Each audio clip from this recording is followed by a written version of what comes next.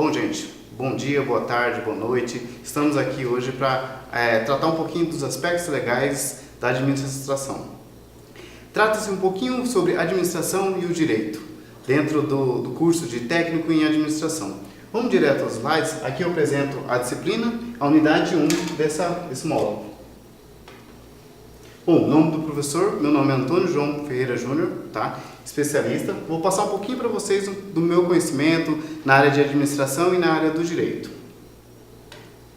Bom, primeiro tópico importante da gente tratar aqui na nossa disciplina é a origem do direito. A gente vai falar um pouquinho também da administração, mas o termo direito, o seu significado, a sua origem. Perceba que no slide o vocábulo ele tem origem do latim, directum ou retum. O que seria isso? Algo direito ou reto. Mais precisamente, Nader, em 2000, fala o seguinte, que a partir desse conceito, a palavra direito nos dá a ideia de direção, ou seja, devemos proceder diante de um fato. Como que eu posso explicar direitinho o que isso pode acontecer, o que isso pode modificar na nossa sociedade, o termo direito? A gente vai ver nos próximos slides que a palavra direito, o conceito de direito, parte da liberdade e parte do pressuposto de sociedade. Só existe direito onde existe sociedade. E só existe sociedade onde existe liberdade. Dá uma olhadinha comigo no próximo slide. Bom, desse ponto eu vou até grifar algumas palavras aqui. Direito passou a existir a partir das pessoas, pois são as mesmas que constituem a sociedade. Presta atenção comigo a ideia de sociedade. Sociedade, comunidade de pessoas, um conjunto de pessoas. Mas para formar uma grande sociedade, uma comunidade, eu preciso primeiro do quê? Do indivíduo. Um ou mais indivíduos formam, vamos supor, uma família, um grupo pequeno. Um grupo maior vira uma sociedade, uma comunidade. Vai se expandindo. Perceba que o ser humano, por si só, é um ser que depende do outro para sobreviver. Eu vou tratar um pouquinho mais nesse tópico de liberdade, de autoridade, norma, por que o direito tem a ver com essa liberdade, com essa sociedade, por que ele faz parte desse contexto, ele pertence a esse conjunto universo que nós estamos vendo aqui. Bom, dentro do termo de sociedade, é preciso que existam regras, normas e regras que estão aqui. Bom, desse ponto, vou passar para o próximo aqui. Bom, aqui é interessante você ver essa imagem aqui de liberdade e autoridade. Perceba que do lado esquerdo aqui, eu tenho a liberdade e do outro lado a autoridade. Por que eu coloquei esses dois elementos assim e um ponto de conexão dele aqui, um ponto de tangente entre esses dois? Vamos pensar o seguinte. Se eu aumentar isso aqui, engordar a liberdade, o que vira? Muita liberdade. Você dá muita liberdade para um ser humano, ou para um animal, ou para qualquer coisa. Não vira libertinagem, anarquia? A gente sabe por si só que muita liberdade não fica tão bom. Então vira o quê? Libertinagem. Isso não é bom. Do outro lado aqui, eu tenho o elemento autoridade. Se eu tiver também muita autoridade, vira o quê? Autoritarismo. E a gente já percebeu que na comunidade, na sociedade, esse tipo de elemento aqui não funciona muito bem. O que eu preciso achar aqui entre esses dois termos? Um ponto comum. E esse ponto comum é importante porque eu vou ter a disciplina.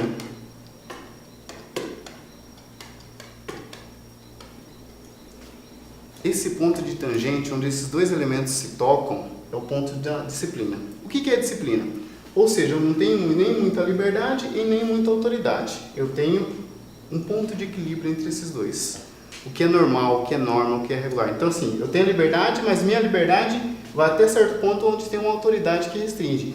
E dá um equilíbrio entre as duas. Isso é muito bom para a sociedade. E como que eu dou essa liberdade, como que eu dou essa autoridade? Através do direito, das normas que a gente vai ver nos próximos slides. Bom, norma jurídica, que é onde eu estava falando agora há pouco, que vem a disciplina. O que vem ser as normas jurídicas ou as características da norma jurídica? Perceba aqui que as características dela são três: estabelecer a justiça, que significa garantir a cada um o que é seu, solucionando conflitos. Aqui é interessante a gente pensar da seguinte hipótese. Diferentemente de outros animais, o ser humano é um ser que depende do outro para sobreviver. Isso está claro para todo mundo. Vamos pensar o seguinte, a mãe tartaruga, a hora que vai na praia e larga seus ovos lá, ela faz o buraco, coloca seus ovos lá e deixa seus ovos. Você já viu alguma mãe tartaruga fêmea, esperar seus ovos chocarem e para acompanhar seus filhos até o mar, o alto mar? Não. Ela bota seus ovos e vai embora. Deixa o próprio instinto, a própria natureza do bicho fazer o papel deles. Ou seja, o bicho tartaruga, ele sobrevive independente de ter outro companheiro, outro ao seu lado ali, te acompanhando para a sua sobrevivência. Vou dar outro exemplo. Cavalo ou a vaca.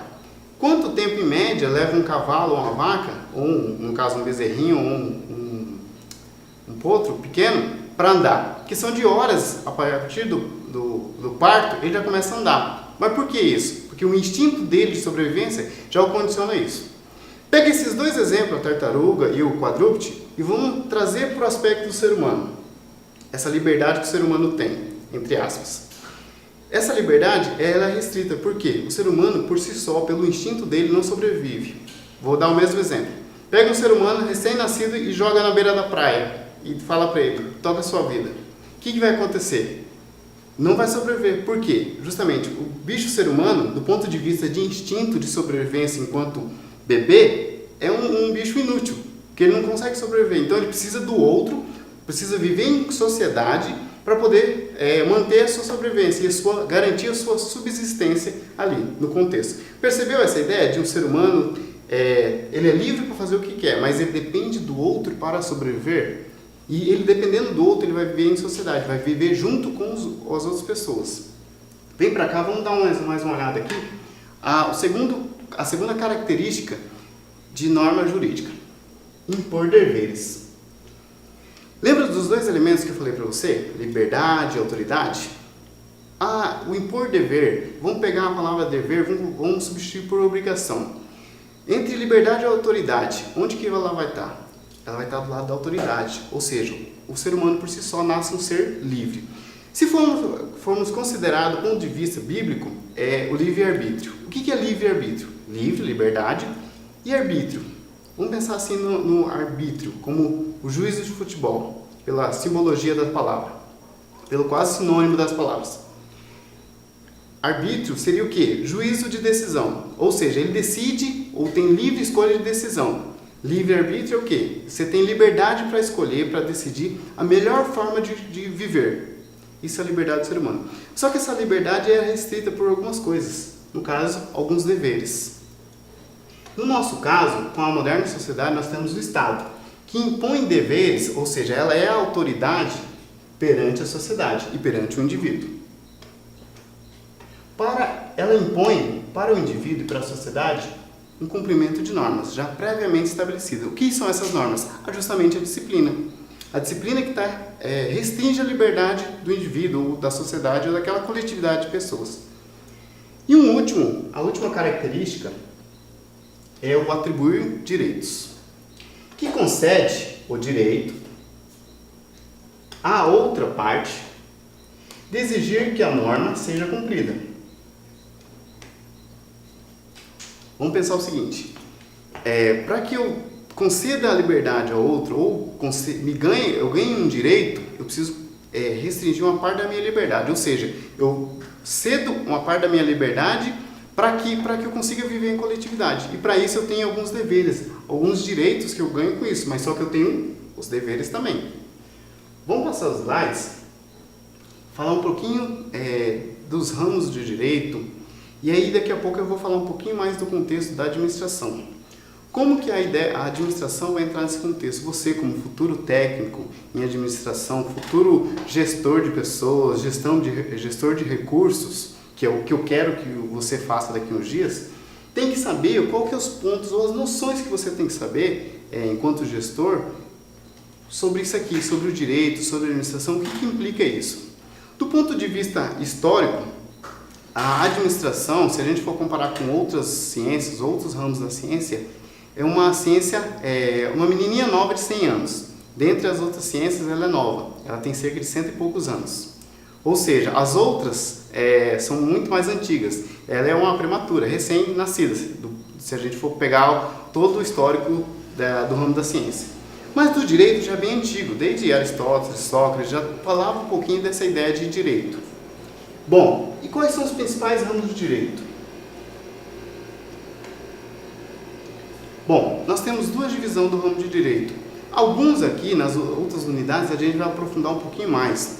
Ou seja, neles o direito trabalhista, a gente vai aprofundar um pouquinho algumas noções que você, enquanto técnico, precisa saber, ou pelo menos precisa ter um pouco de noção. Além disso, eu vou falar para vocês agora os dois grandes ramos de direito. E eles só subdividem em vários outros. Vem comigo, vamos dar uma olhadinha.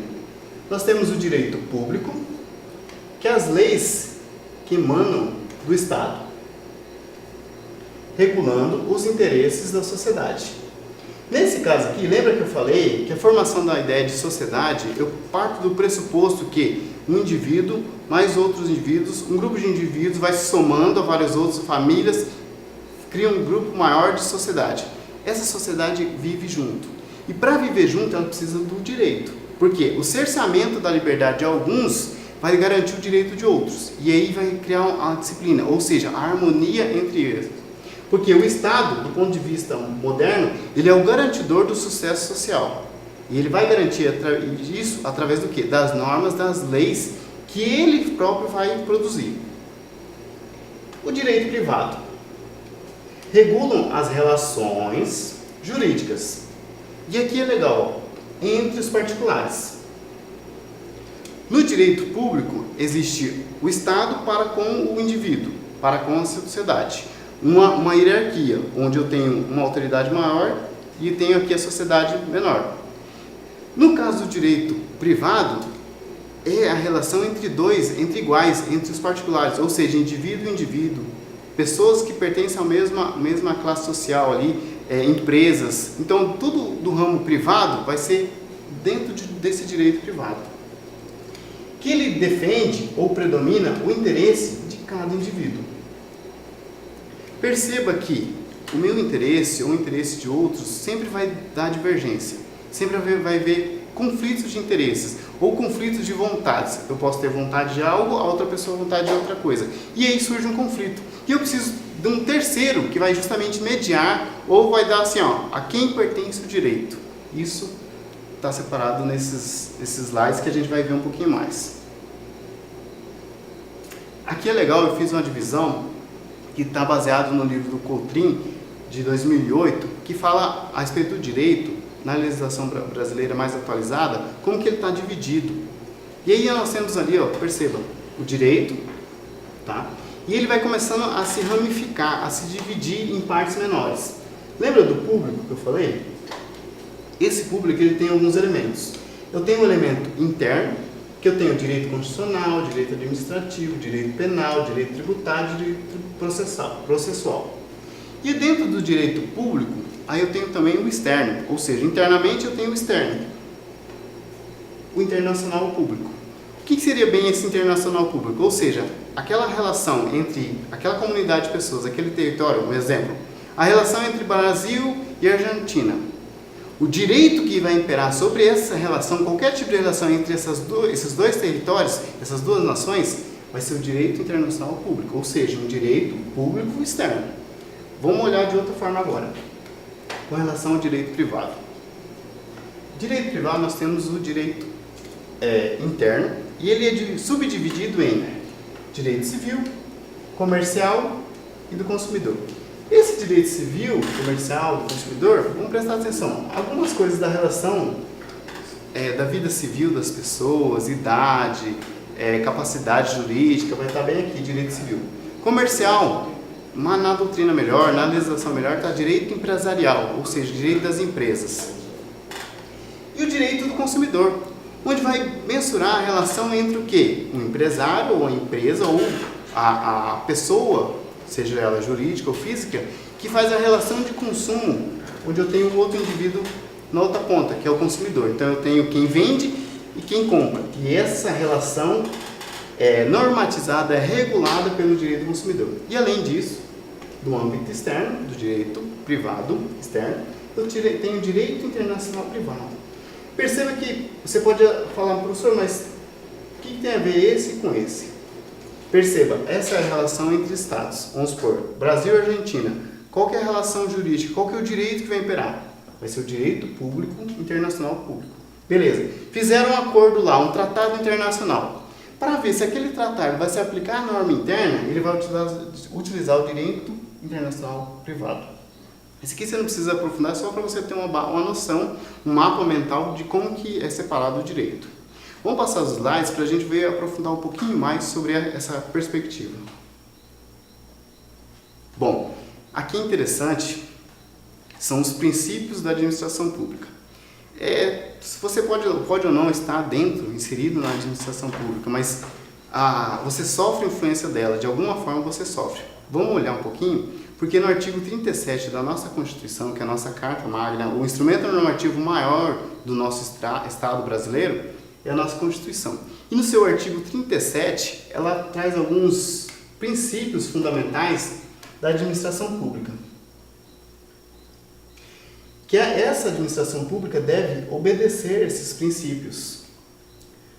O que você pode me perguntar, tá, professor, mas o que vem a ser princípios? Vamos pensar assim, na minha criação, eu tinha lá em casa a liberdade e a autoridade, minha mãe e meu pai. E eles me passaram alguns princípios de não furtar, não roubar, não pegar aquilo que é de outra pessoa. Isso são princípios, ou seja, um conjunto de normas ou valores que eu posso ou não fazer. Isso vem de criação, mas para a instituição, Estado, ela precisa também de normas de valores. E os princípios que regem a administração pública brasileira está no artigo 37, a gente vai ver agora. São 5, está no artigo 37. A gente denomina, assim, pela abreviação das palavras, como LIMP, que é legalidade, impessoalidade, moralidade, publicidade e eficiência. Bom, o que vem a ser a legalidade? Quem está lá representando o povo é o administrador público, o governante. Nós temos várias esferas ali, nós temos governantes na esfera federal, na esfera estadual, na esfera municipal. E esses governantes são eleitos por voto e eles devem seguir esses princípios. Ou seja, quem está lá governando, ele está representando o Estado, representando a população. E ele deve caminhar, toda a conduta dele, em termos do seu cargo ali, tem que ser de acordo com a legalidade. Ou seja, de acordo com o que está escrito em lei, o que está normatizado em lei. O que ele tem que fazer é ele tem que andar em cima da lei. Diferentemente da minha pessoa enquanto particular, indivíduo. Eu não posso fazer aquilo que vai contrário à lei.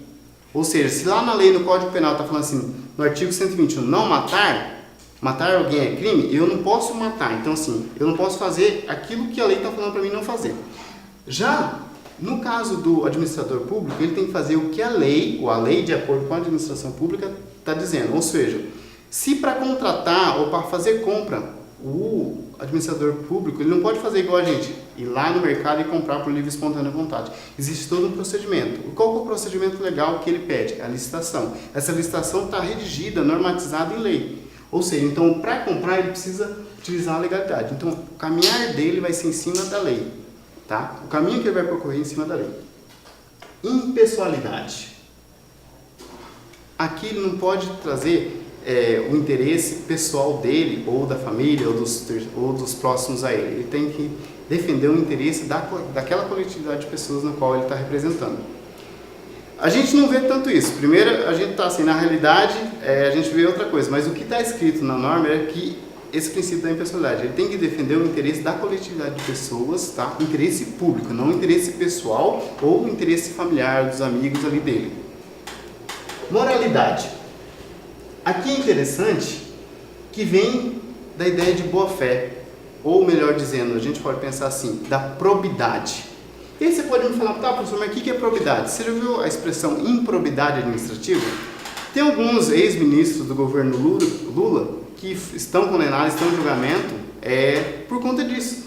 da lei de improbidade administrativa. Aí você fala, professor, mas o que é improbidade? Vamos partir do pressuposto assim, palavra probo. Essa palavra probo, em algumas doutrinas, falam que ela vem da origem do Marco Aurélio Probo. Ou seja, lembra aquele imperador do filme Gladiador? Aquele imperador bom, pai do, salvo engano, César? E o Marco Aurélio Probo. A palavra probo vem do quê? Da personalidade dele. Foi utilizada essa palavra porque, como ele era um homem bom, um homem honesto, um homem digno, foi pegada essa palavra como um sinônimo disso e acrescida no nosso vocabulário. Ou seja, tudo que é probo é honesto, é digno, é moralmente lícito, é aceitável, não é uma coisa errada. E seja, se você colocar improbidade, ou seja, é alguém que é desonesto, indigno, alguém que não dá para confiar. Desse ponto de vista, toda a ação do governante público, do administrador público, tem que reger por esse princípio. O segundo, antepenúltimo aqui, penúltimo, é a publicidade. Ou seja, todos os atos da administração pública ou os atos do seu governante, do seu administrador, tem que ser dado publicidade. Ou seja, para ter toda a sociedade ter conhecimento do que está sendo feito com o recurso público. Porque quando você está numa república, você está defendendo o interesse público dos outros, não o interesse particular. Então tudo tem que dar publicidade. Se for feita uma compra, se for feita uma licitação, se for feita qualquer outra atividade, tem que dar publicidade. Eficiência. No meio da administração, nós tratamos a eficiência como fazer mais com menos. Ou seja, o administrador público tem que se basear, né, nesse princípio de eficiência. Fazer o mais possível em prol da sociedade com menos de recurso. Tá? Isso, basicamente, esse é o arcabouço que o administrador público precisa gerir e está caminhando nesses princípios. Bom, falar rapidamente dos atos administrativos. São 5, tá? Competência, forma, motivo, objeto e finalidade. Cada um desses, o administrador público tem que obedecer. Isso está de acordo com a lei. Salvo engano, a lei 9784 de 90. A competência, a gente tem a ideia do sujeito. Quem é competente para tomar alguma decisão no âmbito da administração pública? Quem tem autoridade para tomar aquela decisão? A forma é a maneira formal que precede o próprio direito. É como um ato se reveste. Ou seja, vamos pensar assim, a forma solene como ele é escrito, como ele é regido, como que o contrato pode ser feito, como que o ato pode ser tomado. Bom, o motivo é a causa ou a situação de fato ou de direito. E é determina a prática do ato. Bom, o outro elemento aqui nós temos o objeto.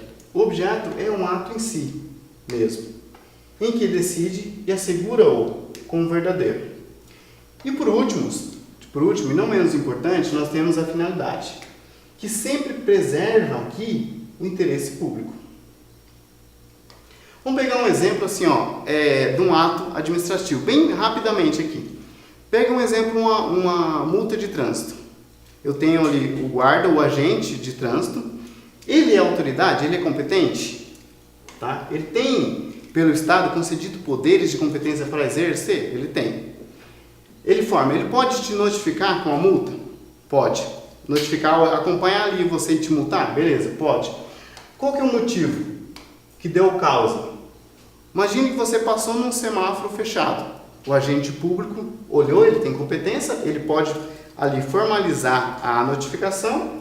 Por quê? Qual que é o motivo que ensejou isso? A causa, você passou no sinal vermelho. Qual que é o objeto? A multa. E qual que é a finalidade? O interesse público. No caso em questão do indivíduo que atravessou o semáforo fechado, qual que é a finalidade pública? Não é interesse da sociedade em coibir esse tipo de abuso? Ou preservar a vida humana? A ideia é essa, gente. Bom, rapidamente sobre a administração já falei um pouco aqui, mas justamente é a gestão de recursos para atingir um objetivo. É o ato de administrar ou gerenciar negócios, pessoas, recursos, com o objetivo de alcançar metas definidas.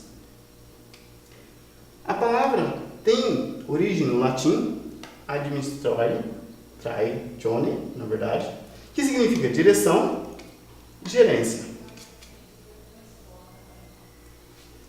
Assim como na administração pública eu tenho o ato administrativo, na administração convencional, que eu também posso aplicar à administração pública, eu tenho esses 4 elementos: planejar, organizar, dirigir e controlar.